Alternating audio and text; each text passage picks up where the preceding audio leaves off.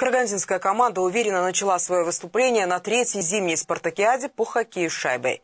В первой игре сборная нашего региона с двухзначным счетом разгромила акмолинскую дружину. Подробнее о турнире репортаж нашего корреспондента Куата Шаншарбаева.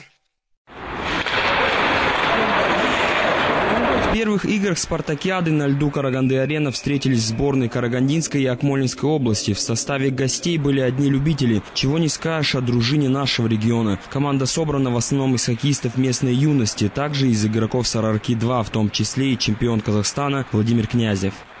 Команды и участники этих команд, они не ограничены никакими препятствиями, кроме того, что они должны иметь прописку в течение года, те, кто представляет данный регион и являться гражданами Казахстана. Это основное условие этих соревнований.